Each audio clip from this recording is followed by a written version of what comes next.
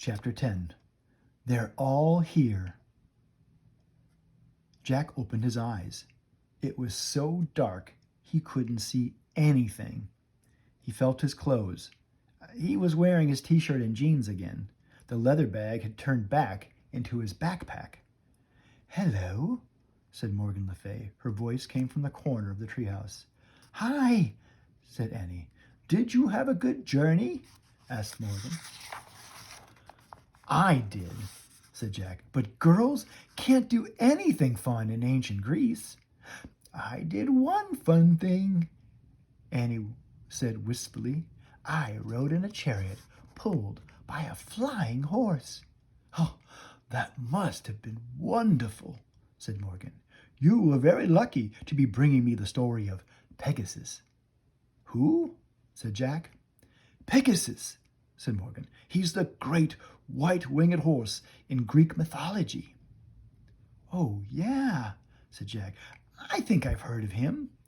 He felt in his backpack and found the scroll. He gave it to Morgan.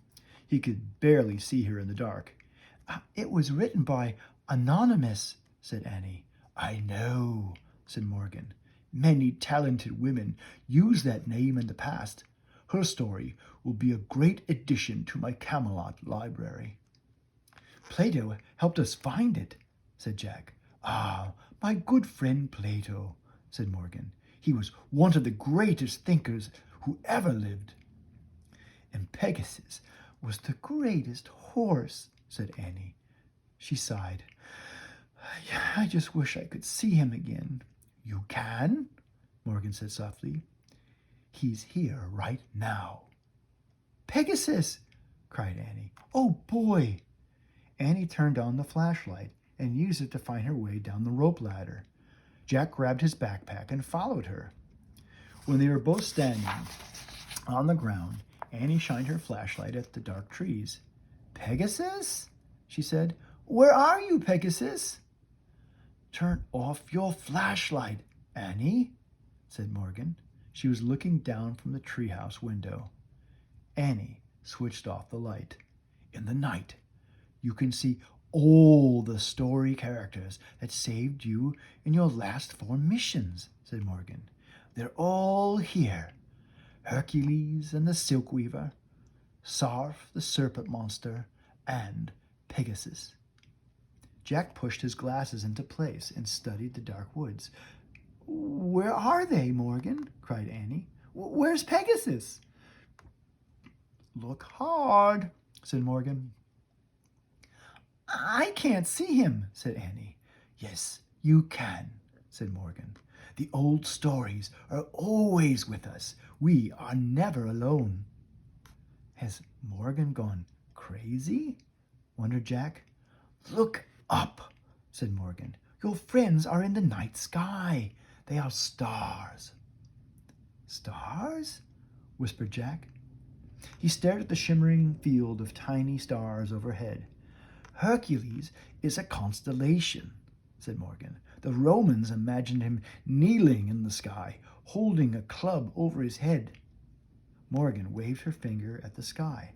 For a moment Jack saw a living, breathing Hercules outlined by stars.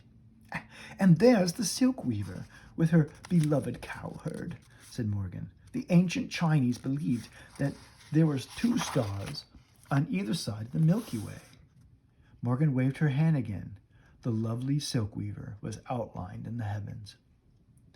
"And long ago, the Irish believed Milky Way itself was a serpent monster, Sarf," said Morgan. Morgan waved her hand. A giant serpent glittered in the sky.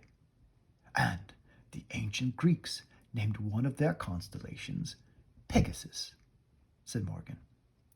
She waved her hand again, and the white horse's head, wings, and galloping legs glowed in the sky.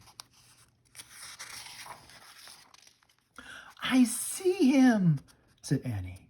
Then she whispered, "I love you, Pegasus."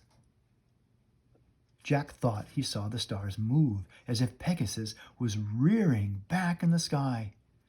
After a breathless moment of silence, Morgan lowered her arm. The night sky became a field of tiny, glittering stars again.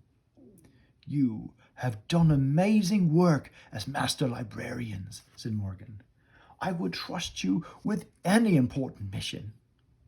"Does that mean we're going on more trips?" said Jack. "Indeed it does," said Morgan. "Many more." Jack smiled with relief. When is our next mission?"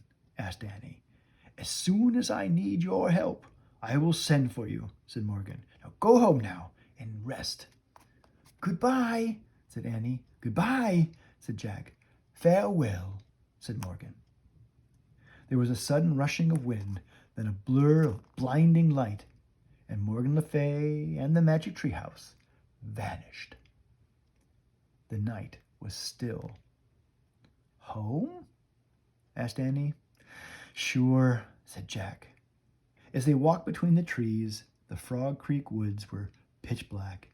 Jack couldn't see a thing, but he didn't ask Annie to turn on the flashlight. For once, he wasn't worried about finding his way home.